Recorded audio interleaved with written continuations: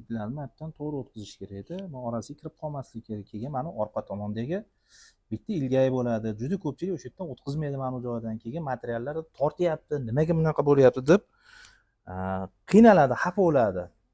Assalomu alaykum do'stlar. Sizlar bilan men Nurullo Ro'zboyev. Bugungi videomiz Enzo brendidagi 080, ya'ni 4 ipli overlockimiz bo'yicha bo'ladi. Ushbu overlockimiz 4 ta ipli bo'lib, 2 ta ignali bo'ladi.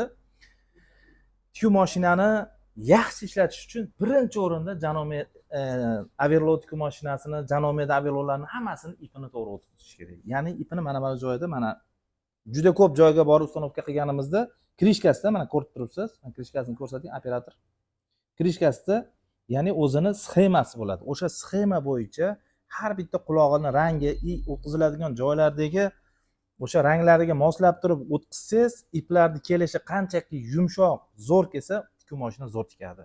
Ya'ni siz aytgan yo'nalishda siz aytgan ishni qilib beradi. Keyin ba'zi bir do'stlarimiz mashinkani eshigini, ya'niga ip o'tkazadigan krishkasini ochishda qiynaladi. Buni yon tomonga tortish kerak, keyin ochiladi.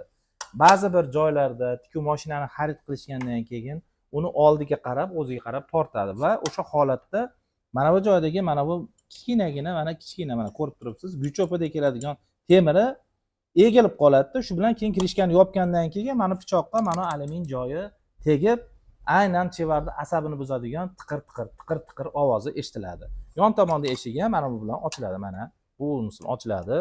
Choklarni katta kichik qilish uchun mana bu katta tugmachasini bosib turib, qulog'ini buraladi, ya'ni soat strelkasi bo'yicha buraladi. O'sha holatda mana bosib turgan quloqchamiz ichiga kiradi. Mana tushdi, ichiga tushdi. Keyin mana yon tomonda o'zi quloqida raqamlari bo'ladi. O'sha raqamlardan masalan 1 mm dan 6 mm gacha ignani oralig'ini moslab turib o'zlari qo'yib yuboradilar. Shu bilan tikuv mashinasi tikishga tayyor bo'ladi. Endi yana bitta joyini tushuntirib o'taman. Ushbu video sizlarga foydali bo'lyapti degan umiddaman. Lapkasini, ya'ni mana lapkasini ochish qiyin bo'lyapti. Mana ko'targanimiz bilan ochilmayapti deydi. Uning uchun mana lapka ko'tariladigan mana bu richagini, muruvvatini yoki bo'lmasam jumragini tepaga qattiqroq tortasiz. Qattiqroq tortganingizda mana bu narsa ko'tariladi. Ko'rdingizmi? Keyin bu lapka ochiladi mana. Ichga kirgizasiz, tushirasiz. Xuddi shu holatda ochiladi. Ochilgandan keyin bemalol ignaga ip o'tkazsangiz bo'laveradi. Endi tikuv mashinamizni ichiga 600 gram moy ketadi. Overlockning ichiga hech qayerdan chang tushmaganligi uchun ichiga quyilgan moy 2 yilgacha sizga xizmat qiladi. 2 yildan keyin moyini to'kib tashlaysizda, bu to'kish videosini ham qo'yamiz inshaalloh. Videoni shu joyigacha ko'rgan bo'lsangiz, bittadan tirs like bosib turib, o'z yaqinlaringizga jo'natib qo'ying videoni. Foydali video, ya'ni ehson qilib qo'ying, ehson. Ichiga quyilgan moyni to'kish uchun alohida mashinkani ko'tarib turib to'kish kerak. 600 gram moy quyiladi. Buni moyi o'sha aytgandek 2 yilga yetadigan sababi buni ichida filtr bo'ladi. Ya'ni filtrdan aynalib sirkulyatsiya bo'ladi. Shuni hisobiga tikuv mashina yumshoq ishlaydi. Keyin moy quyayotganingizda moyni olib yangisini buni ichiga quyayotganingizda oppoq suvga o'xshagandan olasiz. Sariq, qo'yroqni olmang. Imkon qadar sifatli Xitoydagi unda qaraganingizda o'zimiz oddiy suvga o'xshaydi moyi. Xuddi shunaqasidan olsangiz, yana ham maqsadga muvofiq bo'ladi. Tikuv mashinamiz tikishga tayyor. Elektron qismiga keladigan bo'lsak, tezliklari mana 4,5 minggacha ko'taradi.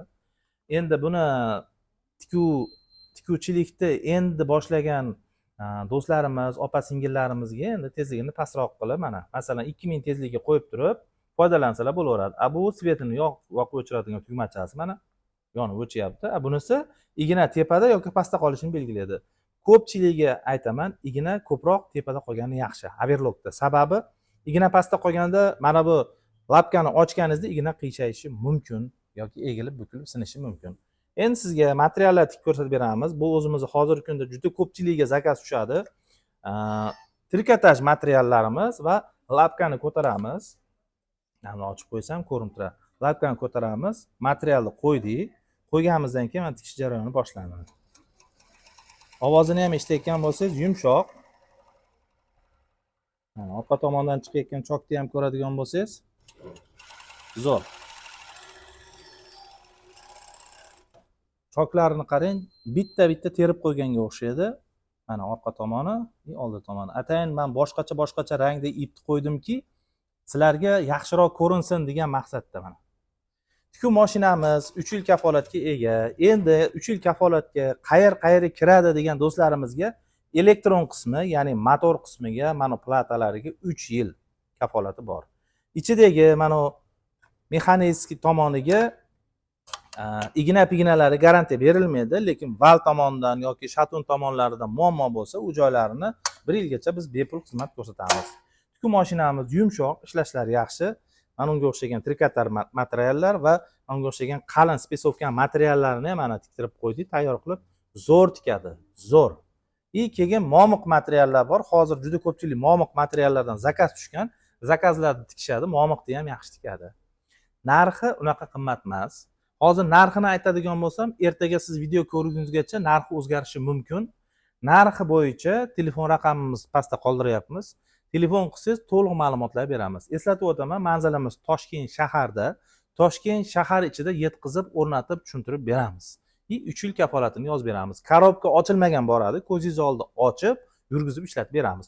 Do'skalari mana chiroyli, matviy, oldida o'sha aytganimdek o'zini metrlari bor, yumshoq, ishlashlari yaxshi, iplar qo'yadigan stoyka, bobinalari ham juda ham yaxshi, standartga to'g'ri keladi.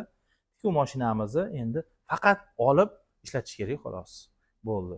Avelo olaman, Avelo mashinani arzonrog'i, ham sifatlisi, yaxshisidan kerak degan do'stlarimizga aynan shu Enzo brendidagi tikuv mashinani taklif qilsangiz bo'laveradi. Sababi biz bundan juda ko'plab, ya'ni konteynerlab sotdik.